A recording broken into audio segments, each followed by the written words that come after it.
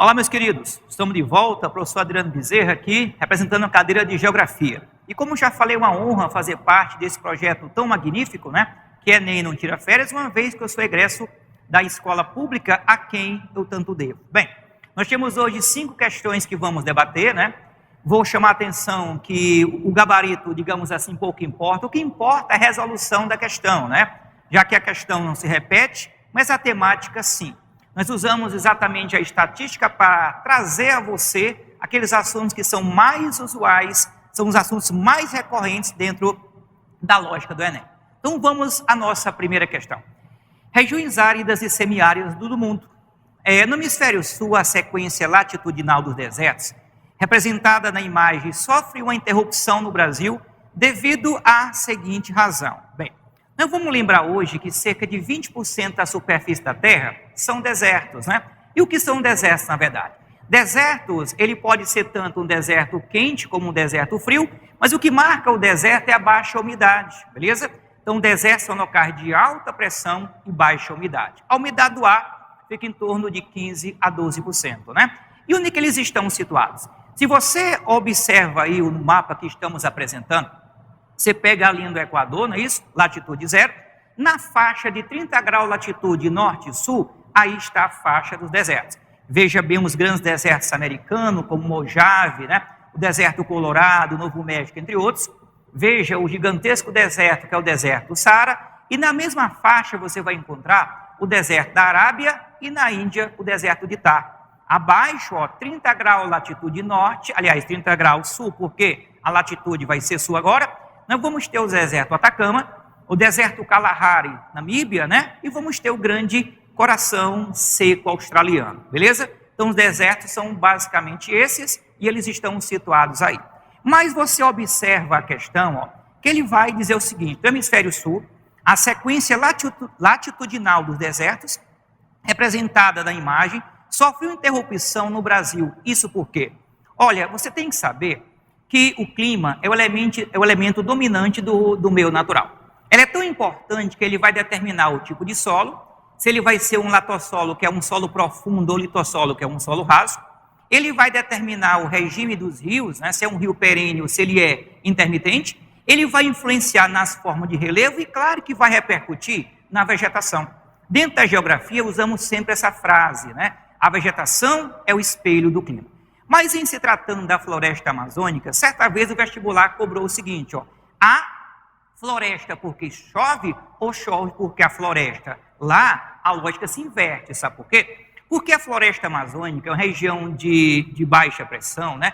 Ela é uma espécie de bomba biótica. Ela suga muita umidade que vem do oceano, trazida pelos ventos alísios, zona de convergência intertropical. Quando a umidade chega, a umidade se precipita, né? E ao se precipitar, ela vai ser evaporada porque pela intensa radiação do Equador, da região do Equador. Vai lembrar que a região equatorial, ela vai de 5 graus norte e 5 graus sul, né? Olha que cena fantástica ali. Você está vendo aí a floresta amazônica evapotranspirando, né? Então a intensa radiação solar provoca a evaporação dessa umidade que se precipitou, beleza? Uma única árvore, para você ter ideia, ela pode, durante um único dia, né, ela pode lançar no sistema 1.000 litros de água na forma de vapor. E aí, essa umidade, ela continua o seu caminho, né? São jatos de baixos níveis. Essa umidade, ela viaja cerca de 3 quilômetros, no caso, a altitude, não é isso? Então, ela vai caminhando, ela vai se precipitando, ela vai evaporando. É o chamado rio, que é o rio voador. Só que esse rio voador, lá na frente, veja na imagem aí, ela vai encontrar um anteparo, que é exatamente, que são os Andes, que estão numa média de 4.000 metros, né? Aí quando o rio voador bate nos Andes, ele volta, 40% dessa umidade volta ao Brasil, fazendo chover na região centro-oeste, na região sul, na região sudeste, e fazendo também chover, exatamente onde? No Paraguai e na Argentina. Se não fosse esse fenômeno aí, com o nome de rio voador, essa faixa latitudinal que a questão está trazendo aí, seria uma faixa de deserto. Então, é o rio voador que traz a umidade da Amazônia, traz a umidade da floresta, que evita exatamente a formação de um deserto, né? Bom, observando os itens, o que nós encontramos? O item A, existência de superfícies de intensa reflexidade? Não tem a ver com o que a questão está falando e com o que eu comentei. Item B, preponderância de altas pressões atmosféricas? A região quente, região de alta temperatura tem baixa pressão, então não vai ser o item B. Item C, influência da umidade de áreas florestais. Então o item C é o item que nós estamos buscando. Então o item C é o item correto, né? Continuando a análise das questões, nós temos o item D, predomínio de correntes marítimas frias? Não.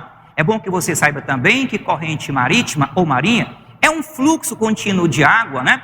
Que ele vai ser produzido a partir de quê? Da rotação da Terra, a diferença de salinidade e também temperatura. E essa corrente marítima ou marinha, tanto faz, ela pode ser quente, ela pode ser fria, né?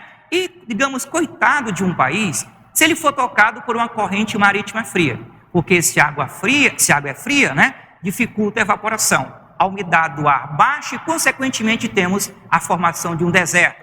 Mas não vale para o que ele está falando aí, porque que essa faixa de deserto não existe na região sul do Brasil. A ausência de massa de ar continental? Claro que não, já que temos aí uma importante massa de ar aparecendo, que é a MEC, massa equatorial continental. Então, essa questão primeira, marcamos o item, que é o item C. E prontamente vamos passar agora à questão número 2. O que é que ela nos traz? A divisão política do mundo, como apresentada na imagem, seria possível caso o planeta fosse marcado pela estabilidade do Odar. Bom, essa questão aí muito recorrente no vestibular, e vamos lembrar dessa famosa teoria, que é a teoria da deriva continental ou translação dos continentes, né? 1912, esse alemão aí, Alfred Lothar Wegener, ele elaborou um livro que ele chamou de Translação dos Continentes, né? E exatamente ele vai dizer que, no final da era chamada de Paleozoica, todas as massas continentais estavam unidas em um só bloco, o continente, com o nome de Pangeia, do grego toda a terra. E havia uma só massa oceânica com o nome de Pantalassa, todas as águas, né? Ele vai dizer que no início da era Mesozoica, olha só no triássico ali, você tem uma ruptura, um cataclismo ocorreu de leste para oeste, rompendo a Pangeia em duas porções, a Laurásia, exatamente o que? A Gondwana, né? Durante o Jurássico, você vê, a Laurásia ela vai se fragmentar, fazendo surgir a América do Norte e Eurásia, né? E foi exatamente há 65 milhões de anos atrás, durante o Cretáceo, que foi a vez da chamada Gondwana se fragmentar. Da fragmentação da Gondwana nasce a nossa América do Sul, nasce o continente africano. Você vê a Índia, que já foi uma época parte de quem? Da Gondwana, ela se deslocou, migra na direção norte e colide com a Eurásia. E dessa colisão nasceu a cordilheira do Himalaia, né?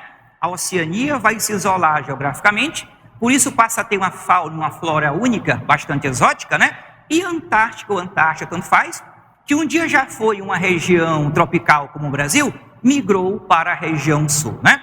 Essa teoria ela foi, em parte, fundamentada, porque desde o século XVI, quando os primeiros cartogramas, né, que continham já o mapa mundo, com exatamente os continentes, né, as ilhas e os oceanos, já se percebeu um encaixe muito semelhante entre a costa da América do Sul e da costa africana. Só que o Wegener, ele foi mais além, né? Ele buscou amparo na paleontologia, né, fósseis de animais e vegetais que são encontrados em continentes separados. Como explicar, né? Até hoje, alguns animais, algumas aves, como a avestruz africana, ela é muito semelhante à ema, a ema no Brasil, e o gazoar, o emu, na Oceania. Então, como explicar, a não ser que teve um ancestral em comum? Ele buscou amparo também no paleoclima, né? Resquícios de antigas glaciações. Ele buscou amparo na geologia, como explicar se as rochas são as mesmas na costa brasileira e na costa africana, a não ser que um dia esse continente esteve unido, né? E buscou amparo na geofísica e também na geodésia. Mas assim, na hora de explicar como, por que a Pangeia se dividia, ele não tinha uma explicação satisfatória. Ele dizia que tinha a ver com a rotação da Terra, tinha a ver com as marés, nós sabemos que não. Aí, tempos depois, nos anos 60, quando a ciência evoluiu, em especial a acústica, né, por conta dos sonares, por conta da Guerra Fria, para capturar as ondas sonoras que os submarinos nucleares emitiam, né? Aí a ciência evoluiu. E foi exatamente a partir dos sonares que foi, digamos, percebido que o alemão Alfred Lothar Wegener tinha razão. A teoria foi melhor explicada, né? E ela passou a chamar-se de quê? Teoria da tectônica de placas.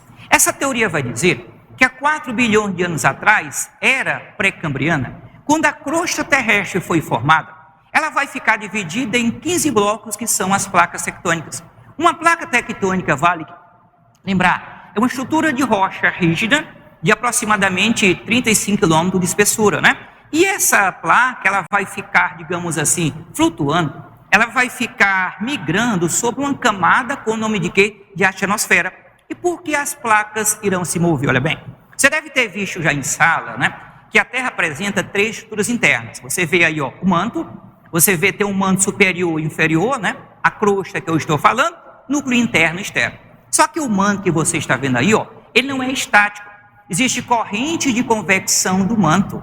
Esse manto vai sair de uma parte mais interna e quente para uma parte mais externa e fria. As correntes de convecção. Aí quando esse manto se move, leva consigo as placas tectônicas, eis a explicação da teoria, né? E olha que essa placa, ela pode se mover de 3 formas diferentes. Essa placa, ela pode ser um movimento divergente, ou seja, as placas podem separar. Ela pode ser um movimento convergente, ou seja, as placas podem se chocar. Ou um movimento com o nome de transcorrente ou transformante, onde uma placa desliza em paralelo a outra placa. Exemplos, podemos pegar vários, né? Você deve lembrar que todos os anos a África separa do continente americano, ou melhor, do subcontinente que é a América do Sul, 3,2 centímetros. Por quê? A gente tem a divergência das placas tectônicas, né? Quando as placas se separam, olha o que acontece aí, ó. A placa separa, o conteúdo do manto extravasa, e ao extravasar, o que ele está a formar? A maior cadeia montanhosa do mundo, que ela é uma cadeia submarina, que é chamada mediana dorsal do Atlântico, né? Então a placa, volta a falar, ela pode divergir, como ela pode também convergir. Um exemplo de convergência, a gente pode falar aqui rapidamente, de que, ó, da placa sobre a qual está o Brasil, né? Se o Brasil está, que é a placa sul-americana, e a placa que é a placa de Nazca, né? É uma lei da física, impenetrabilidade. As placas colidem, a placa de Nazca, por ser mais densa, mergulha sob a sul-americana, e desse mergulho provoca o levantamento da placa sul-americana, que fez surgir a Cordilheira dos Andes, né? Bem como as placas podem mover de forma transcorrente, onde uma placa desliza paralela à outra, né? Então, nessa questão que fala de estabilidade, né, o mundo seria exatamente assim se tivesse, olha só, o item C, a estrutura que é a estrutura geológica, beleza? Marcamos C na questão 2 e, sem demora, vamos à questão número 3. Vamos lá. O que é que ela vai nos trazer? Cadê a questão? A pegada ecológica gigante que estamos a deixar no planeta está a transformá-la de tal forma que os especialistas consideram que já entramos numa nova época geológica, o antropoceno. E muitos defendem que, se não travarmos a crise ambiental, mais rapidamente transformaremos a Terra em Vênus do que iremos a Marte. A expressão antropoceno é atribuída ao químico prêmio Nobel Paul Crutzen, que a propôs durante uma conferência em 2000. A concepção apresentada considera a existência de uma nova época geológica, concebida a partir da capacidade de influência humana nos processos. Veja bem, olha, durante muito tempo se pensou que os recursos naturais fossem durar para sempre. Mas em 1968 nasce o Clube de Roma. Esse clube reunia 100 intelectuais de diversas áreas, né, que pensavam no futuro da humanidade. E o Clube de Roma solicitou ao MIT um estudo feito a partir da lógica matemática, feito a partir de computadores, e ele veio com o nome de limites do crescimento. Esse estudo falou da intensa pressão do homem sobre os recursos naturais, e esse estudo serviu de base para o surgimento da famosa teoria ecomalthusiana, né? E dentro dessa lógica ambiental, a gente vai ter que falar, olha só, da pegada ecológica. O que é isso aí? É um termo que se usa para designar a quantidade de matérias-primas, a quantidade de água, a quantidade de terra, a quantidade de energia, que vão ser usadas na elaboração de produtos que vão satisfazer o seu consumo. A lógica é quem consumir mais deixará uma pegada ecológica maior, né? E é por isso que existe também um chamado dia, que é o dia da sobrecarga. É o dia que os recursos da terra acabam para aquele ano. Eu vou dizer que a gente já está chegando o dia da sobrecarga desse ano, que é o ano 2020. No dia 22 do próximo mês, que ocorrerá? A sobrecarga. Os recursos que usarmos a partir do dia 23/8 já são recursos de um próximo ano, né? Isso por quê? Os recursos estão acabando porque hoje muito se produz dentro da lógica que é a chamada obsolescência programada. Tudo é feito com um tempo de vida útil curto, a lógica é produzir mais, gerar mais riqueza, mais empregabilidade, porém os recursos estão acabando. Tanto é que essa lógica hoje é expressa aqui, a nova época geológica.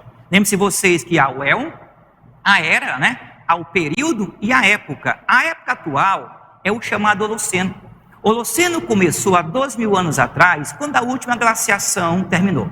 Quando a última glaciação terminou o Pleistoceno, começa o Holoceno, só que muitos já defendem agora que nós estamos vivendo uma nova época geológica, o chamado Antropoceno, a idade do homem sobre a Terra. Essa idade começa com a Revolução Industrial, quando o homem passa a ter uma grande capacidade de transformar o meio natural, de modo que já se iniciou para muitos a chamada sexta extinção em massa. Você tem ideia? Nos últimos 44 anos, 60% total de animais da Terra foram mortos graças exatamente o quê? A essa nova era que é o chamado Antropoceno, né? Nessa questão aqui, a concepção apresentada considera a existência de uma nova época geológica, concebida a partir da capacidade da influência humana nos processos, olha só, exógenos, né? Porque a gente tem que falar ainda que o agente do relevo são dois agentes. Há o agente interno e o agente externo, né? O agente interno é o agente endógeno, aquele que atua de dentro para fora de forma brusca, repentina, e o agente interno, ele forma o agente externo, que é o agente exógeno, ele vai apenas modificar. Sem mais delongas, vamos à questão número 4, né?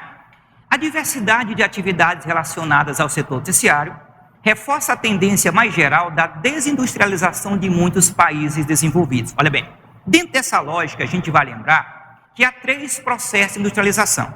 A industrialização clássica, que pertence aos países desenvolvidos, que ocorre no século XVIII, no século XIX. A industrialização do tipo planificada, que pertence aos ex-países socialistas, né? E a industrialização tardia. Essa vai ocorrer no pós-segunda guerra, né?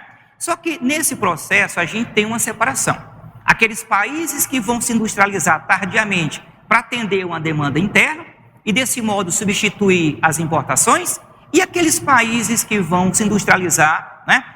Pelos anos 70 para atender uma demanda externa, mas com uma base de exportação. O nosso tempo é curto, nós vamos, na verdade, apenas marcar o item correto assim, Nesse contexto, o fenômeno que a desindustrialização descrito tem como um dos seus resultados olha só, nós vamos ter item A, saturação do setor secundário, a indústria satura, não.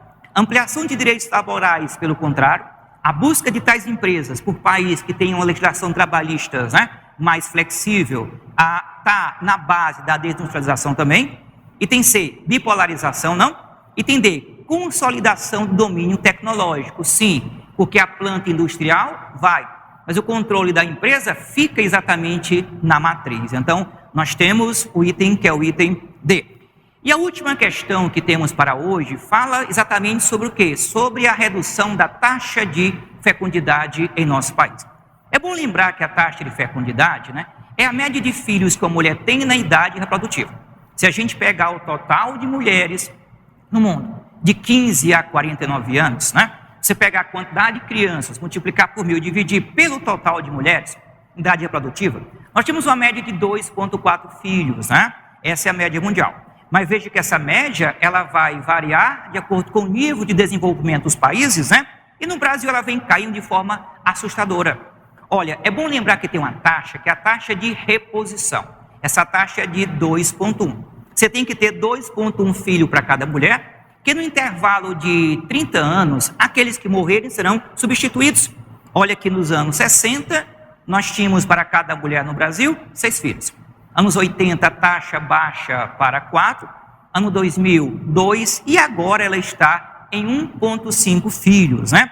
E dentro desse contexto também, a gente tem que lembrar do bônus demográfico, aquele intervalo de tempo em que a população economicamente ativa é superior à população economicamente inativa. Aí, desse modo, nessa questão que temos aqui, olha só, uma consequência socioeconômica para os países que vivenciam o fenômeno ilustrado é a diminuição da oferta de mão de obra. Queridos, forte abraço a todos, ficamos por aqui, fique com Deus e até a próxima.